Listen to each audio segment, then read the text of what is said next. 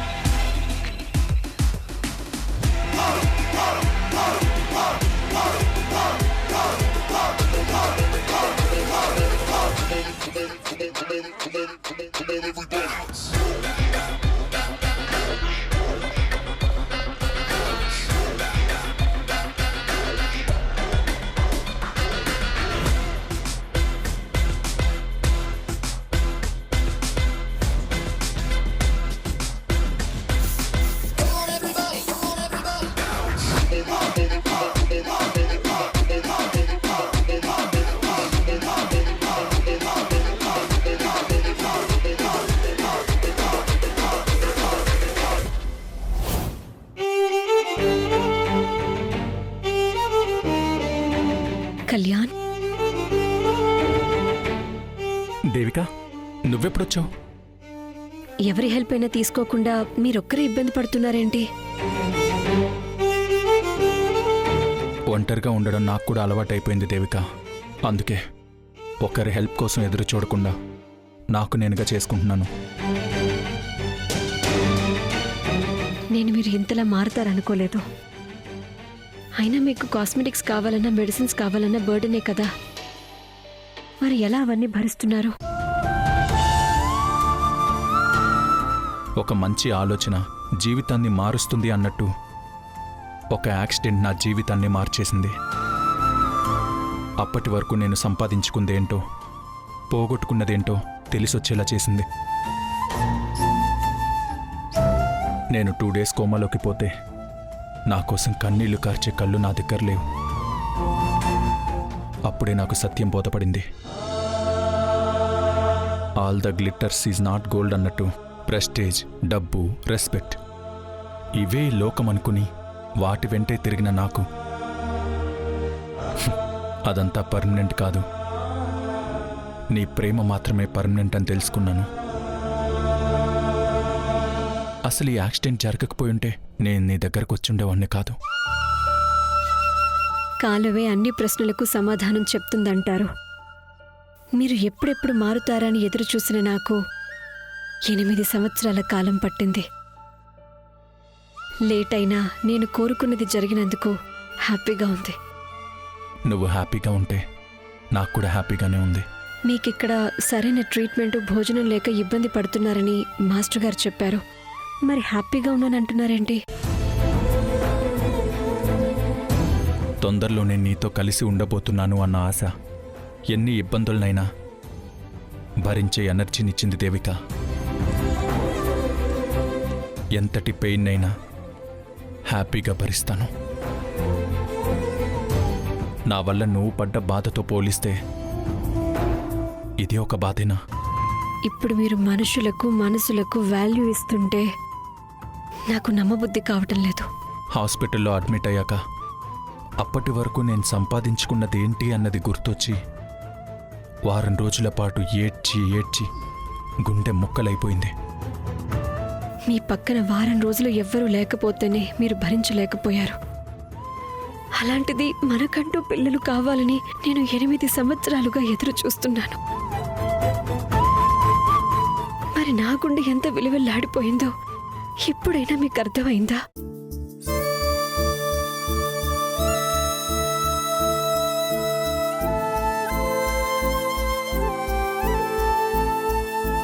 పిల్లలుంటే మనల్ని అమ్మా నాన్న అని పిలవడానికే కాదండి, మనకట్టు కష్ట నష్టాలు ఇలాంటి ప్రమాదాలు జరిగినప్పుడు మనం ఒంటరి వారం అయిపోకుండా మన కోసం తోడు నీడగా నిలబడతారు, కాపాడుకుంటారు. రేపన్న రోజున మనమంటూ వెళ్ళిపోయాక మన తీపి గుర్తులుగా వాళ్ళు ఈ భూమి మీదే ఉండిపోతారండి. పిల్లలు కావాలనే మాట వెనుక ఉన్న ఇంటెన్షన్ నాకు అర్థం అవ్వడానికి ఇంత టైం పట్టింది దేవిక. నన్ను క్షమించు.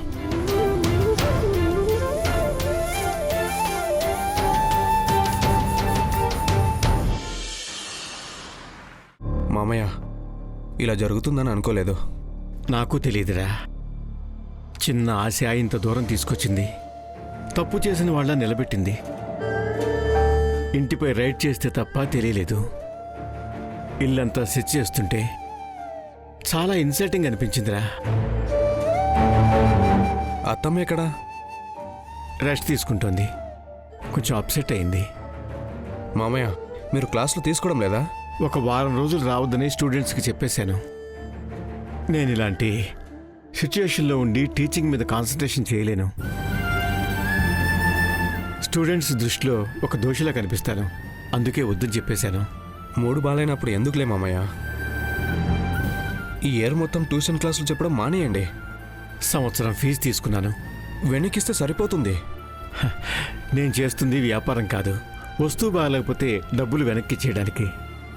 అయినా చేతిలో డబ్బు ఎక్కడుందిరా? దేవిక గారు ఏమన్నారు?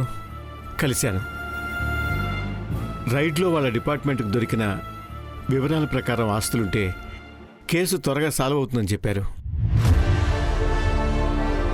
అలాగే విచారణకు అటెండ్ అవ్వడానికి వచ్చినప్పుడు వాళ్ళు టెక్నికల్గా ఆఫీస్కి వచ్చినప్పుడు ఎవరైనా చార్టెడ్ అకౌంటెంట్ని తీసుకురమ్మని చెప్పారు. ఎన్ని రోజులు అవుతుందంట? ఈ కేసు క్లోజ్ అయ్యే వరకు 2-2.5 సంవత్సరాలు పడుతుందన్నారు. అంతవరకు మనం ఈ సిచ్యువేషన్ని సేవ్ చేయాల్సిందేనా? తప్పదు. తప్పు చేసినప్పుడు శిక్ష తప్పదుగా. డబ్బులు కావాలంటే చెప్పండి మామయ్య, మొహమాటం పడకండి. థ్యాంక్స్ రా. మామయ్య, కీర్తిని కలవటానికి వెళ్తున్నాను. సారీ, మీ టెన్షన్లో మీరున్నారు. నేను ఇలా మాట్లాడకూడదు. I don't hope choice. చెప్పు, పర్లేదు. పెళ్ళి దగ్గరలో ఉంది. ఈరోజు నేను కీర్తి బయటికి వెళ్ళాలనుకుంటున్నాం. నేను తను కలిసి షాపింగ్ చేయాలనుకుంటున్నాం. Go ahead, no problem. నా పెళ్ళి మీరు ముందుండి చేస్తున్నారు, కానీ ప్రస్తుతం మీరు ఎలాంటి కండిషన్లో ఉన్నారు. మిమ్మల్ని వదిలేసి నేను సంతోషంగా ఉండటం బాగోదు. దానికి దీనికి సంబంధం లేదురా. ట్యాక్స్ పే చేయకపోవడం వల్ల ఈ పరిస్థితి వచ్చింది. ఆ బాధ పూర్తిగా నాది. అందులో మేనల్లుడు పాలు పంచుకోవడం కంటే త్వరలో పెళ్లిపీటల మీద కూర్చోవలసిన పెళ్ళికొడుకువి. నువ్వు సంతోషంగా ఉంటేనే నేను ఆనందపడతాను. బ్యాడ్ లక్ రా.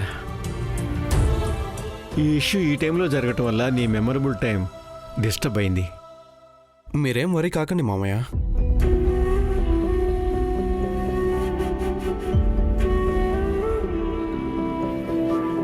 అయితే ఇలా జరిగినందుకు కీర్తి కూడా చాలా డిస్టర్బ్ అయింది. ఇదంతా చేసింది వాళ్ళ పిన్ని దేవికాని కాబట్టి తనకి ఇంకాస్త ఎక్కువగానే ఇబ్బంది అనిపించవచ్చు. అలాంటి ఆలోచన కూడా మీ మైండ్లోకి రానివ్వకండని దేవిక గారితో చెప్పాను. తను కూడా కీర్తి పెళ్లిపై ఈ రైడ్ ఏమన్నా ఎఫెక్ట్ చూపుతుందా అన్న అనుమానంతో ఈ మాట అడిగారు. నేను చెప్పాను దానికి ఎటువంటి సంబంధం లేదని చెప్పాను. చూడు, నువ్వు మా అక్క కొడుకువి, నువ్వు నాకు అయినవాడివి కాబట్టి ఈ పెళ్లి బాధ్యత తీసుకున్నాను. అంత మాత్రాన నన్ను కేసు నుంచి తప్పించేందుకు నిన్ను అడ్డం పెట్టుకోవడం తప్పు కదా. నీ ప్లేస్లో సొంత కొడుకున్నా కూడా పెళ్లికి ఈ కేసుకి మధ్య లింక్ పెట్టేవాణ్ణి కాదు.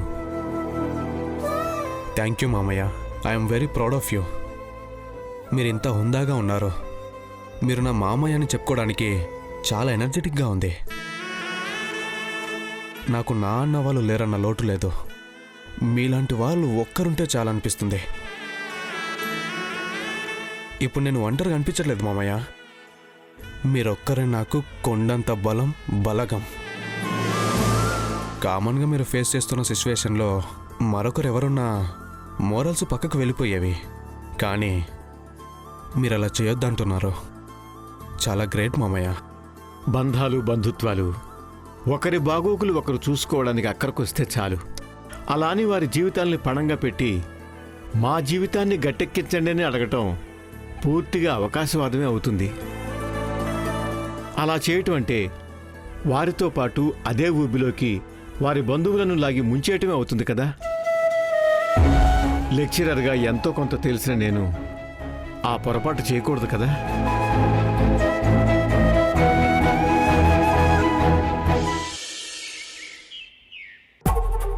ప్రమోద్ గారు మార్నింగ్ వచ్చి నన్ను కలిశారు.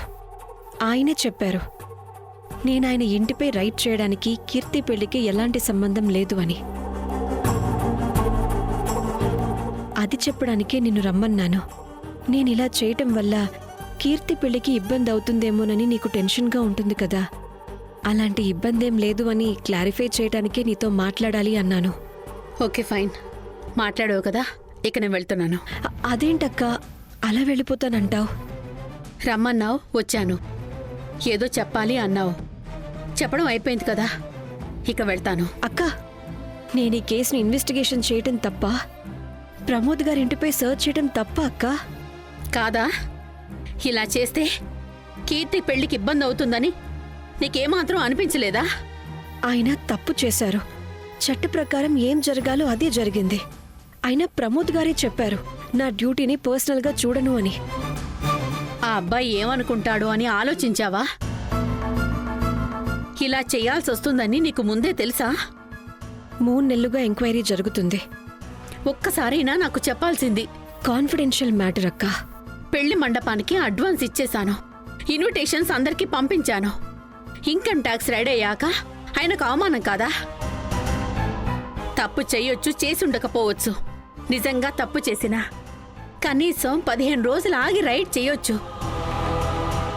ఏ రోజు సెర్చ్ చేయాలి, ఎప్పుడు జప్తు చేయాలనే దానిపై ఫైనల్ డెసిషన్ నీదే కదా. పెళ్ళయ్యే వరకు ఆగాల్సింది కదా. పూర్తి డెసిషన్ నాది కాదక్క. కాకపోయినా ఎప్పుడు యాక్షన్ తీసుకోవాలనేది పూర్తిగా నీ చేతుల్లోనే ఉంది కదా. ఎందుకు ఇలా చేశావు? వాళ్ళు దీన్ని సీరియస్గా తీసుకుంటే కీర్తి పెళ్లి పీటల మీదే ఆగిపోయేది. నీకలా జరిగితే కుటుంబం పరిస్థితి ఏమవుతుందని అనిపించలేదా?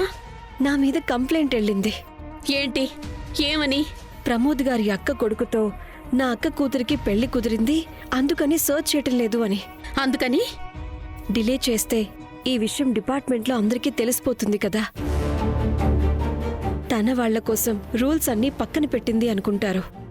కీర్తి పెళ్లి సింపుల్గా జరిగినా చాలా గ్రాండ్గా చేసిందని బయట ఫేక్ న్యూస్ క్రియేట్ చేస్తారు. అంతేకాదక్క, అసలే మగదిక్కు సరిగ్గా లేని కుటుంబం, అందుకనే మగపెళ్లి వారి తరపున ప్రమోద్ గారు పెళ్లికి డబ్బు బాగా ఖర్చు చేశారు, అందుకే దేవిక ప్రమోద్ గారి కేసును వదిలేసి ఇంట్లో కూర్చుందని ఇంకొక న్యూస్ ప్రచారం చేస్తారు. ఐఎమ్ సారీ అక్క, I don't have any choice.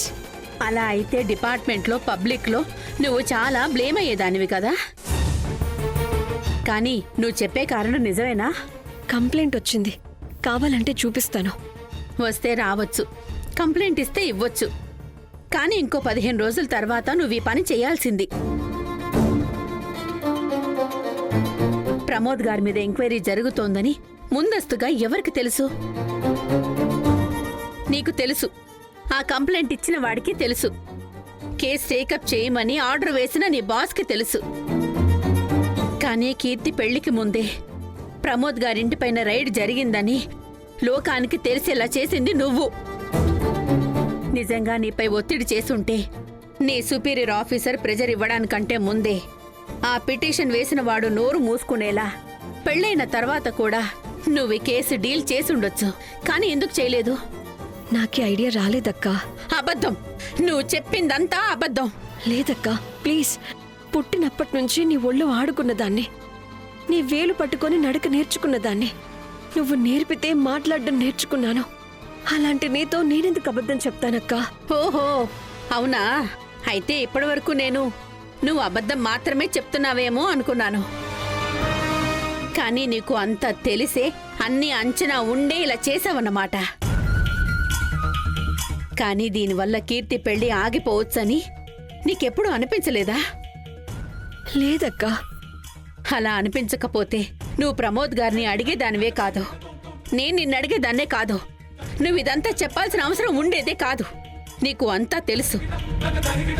కానీ ఏమైతే నీకేంటి? నీకు కావాల్సింది నువ్వు నిజాయితీ పరురాలివని సొసైటీ అంతా చెప్పుకోవాలి, అంతే కదా? కానీ దానివల్ల నష్టపోయేది ఎవరు? నా కూతురు. నీ జీవితం కాదు కదా, నా కూతురు జీవితం. బంధాలకు విలువనిస్తేనే కదా జీవితం విలువ తెలిసేది. ఏదో రక్త సంబంధికులతో గడుపుదామని కుటుంబాన్ని వెతుక్కుంటూ వచ్చానని అన్నావు. కానీ నువ్వు వచ్చింది మాతో బంధాన్ని కలుపుకోవడానికి కాదు, మమ్మల్ని బలివ్వడానికి, అంతే కదా? ఐఎమ్ సారీ అక్కా. చాలు. నీకు గర్వం, అహంకారం. నువ్వు నీతి నిజాయితీ కలిగిన ఆఫీసరు అని కిరీటాలు తొడిగించుకోవడానికి నా కూతుర్ని బలివ్వాలనుకున్నావు. వెనుకటికెప్పుడో ముసలమ్మ మరణం అని ఒక కథ ఉండేది. అందులో ఆ ఊరిని కాపాడడం కోసం తనని ఆ ఊరి చెరువు కట్టకి బలిచ్చారట. నువ్వేమో ఈ ఊళ్ళో నీ పేరు పలుకుబడిని కాపాడుకోవడం కోసం నా కూతురు జీవితాన్ని బలివ్వాలని చూసావు.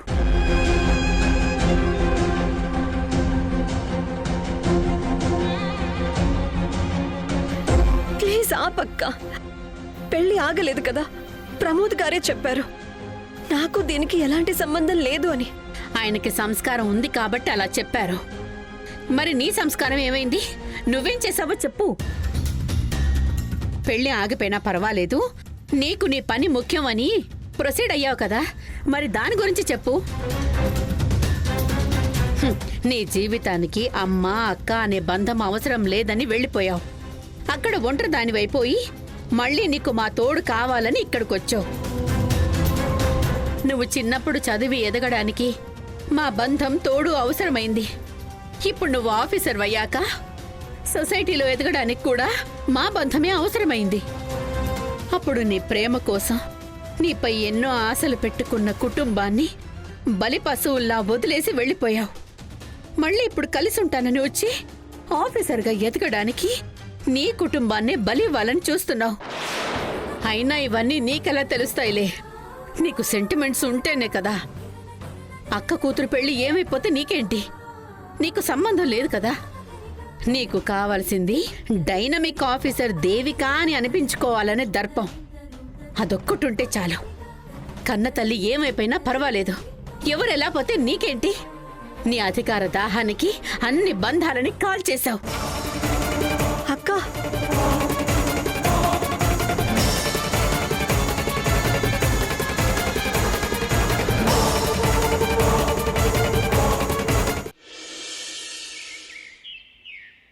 మీరు ఆఫీస్కి వచ్చుంటే పని అయ్యి ఉండేదేమో. అయినా మీరు నా రెగ్యులర్ కస్టమర్ కాదు కదా. సో ఇప్పుడు మీతో రావడం నాకు ఇష్టం లేదు. ఆల్రెడీ మీ దగ్గర ఉన్న అన్ని డాక్యుమెంట్స్, ఆస్తి పూర్తి వివరాలు వారికి తెలుసు. నన్ను సలహా అడిగితే పూర్తి ట్యాక్స్ కట్టి మీరు అక్కడి నుంచి రిలీజ్ అయితే మంచిది. ఎంత అవుతుంది? నేను మీ రికార్డ్స్ అన్నీ చూశాను. ఆ ఎఫ్డి బాండ్ పేపర్స్తో తప్ప మిగతా వాటితో ఏ ప్రాబ్లం లేదు. అవును, అదొక్కటే సమస్య. ఆ బాండ్లకు ట్యాక్స్ పే చేయాలి. దాదాపు ₹1 కోటి వాల్యూ గల ఎఫ్డీలకు ట్యాక్స్ పే చేయాలి. ఆ అమౌంట్ ఒకే సంవత్సరంలో వచ్చిన ఇన్కమ్ కాదు.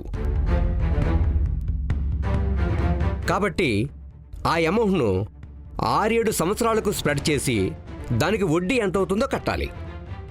కట్టేస్తానండి. ఈ 6-7 సంవత్సరాల్లో వడ్డీ కూడా వచ్చింది కదా. హా, వచ్చింది. ఎంత వచ్చింది? 1% ఇచ్చాడు. అదో 10 లక్షల వరకు ఉండొచ్చు. ఆ డబ్బు ఎక్కడా? ఖర్చు అయిపోయాయి. ఇంకా డిపాజిట్ల రూపంలో 40 లక్షల వరకు ఉన్నాయన్నారు కదా. దానికి ఒక 7 లక్షల వడ్డీ రావచ్చు. దానికి ట్యాక్స్ కడితే సరిపోతుంది. ఎంత అవుతుందో చెప్పండి సార్.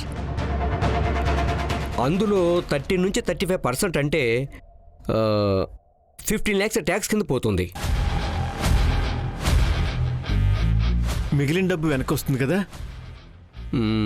కానీ ఈ 40 లక్షలు దానికి వడ్డీ 7 లక్షలు ఒకే సంవత్సరానికి వచ్చింది కాదు. అంటే ఆ లెక్కన మీరు ట్యాక్స్ కింద 45% అంటే 20 నుంచి 20 లక్షలు పే చేయాలి. పోనివ్వండి, మిగిలిన 15 లక్షలైనా రిటర్న్ వస్తుంది కదా? ఇదంతా మీరు జరిగిపోయిన సంవత్సరాలకు ట్యాక్స్ కడుతున్నారు. అప్పుడు ట్యాక్స్కి ఏటేటా వడ్డీతో పాటు పెనాల్టీ కూడా పడుతుంది. చట్ట ప్రకారం మీరు సంపాదించిన దానికి 3 రెట్లు ఎక్కువ పడవచ్చు. అయితే పెనాల్టీ వేయడం వేయకపోవడం అనేది ఇన్కమ్ ట్యాక్స్ ఆఫీసర్స్ ఇష్టం. కానీ ఫైన్తో సహా పెనాల్టీ అంటే మీరు 40 లక్షలు తిరిగి రాకపోగా మీరే వేరే ఆస్తి అమ్మి కట్టాల్సిన పరిస్థితి రావచ్చు. వేరే ఆస్తి ఏం లేదు, ఉన్నది ఒకటే ఇల్లు. అయితే కష్టమేనండి. మరి వేరే దారైనా ఉందా? పారిపోవాలి లేదా అబద్ధం చెప్పాలి. కానీ అది నేను అడ్వైజ్ చేయలేను. నేను ఆ పని చేయలేను సార్. మరి ఇప్పుడు ఏం చేయాలి? తప్పు జరిగింది, ఇరుక్కున్నారు. ట్యాక్స్, వడ్డీ, పెనాల్టీ అంటే ఈ 40 లక్షల డిపాజిట్లతో పాటు మీ ఇల్లు కూడా పోతుంది. ట్యాక్స్ ఎగ్గొట్టాలని ఈ డబ్బును వేరే వారి పేరుతో పెట్టారని మిమ్మల్ని ప్రాసిక్యూట్ చేయొచ్చు. కేసు ఫైల్ అయితే జాబ్ కూడా పోతుంది. ఇక సొసైటీలో తలెత్తుకోవడం మాట అటుంచి ట్యూషన్లు కూడా చెప్పలేరు. ఇక ప్రాబ్లమ్స్ అన్నిటికీ సొల్యూషన్ చెప్పగలిగేది దేవిక గారు మాత్రమే.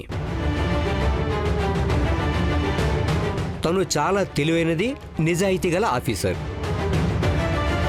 తనకు నాకంటే ఎక్కువ చట్టం గురించి బాగా తెలుసుంటుంది. వెళ్ళి ప్రాధేయపడండి. అవసరమైతే వెళ్ళి కాళ్ళు చేతులు పట్టుకోండి. దీని నుంచి ఎలాగైనా బయటపడేయండి అని అడగండి. అప్పుడు దేవిక గారు కరుణిస్తుంది. కేవలం ట్యాక్స్ మాత్రమే కట్టండి. కడితే బతికిపోతారు, బయటపడతారు.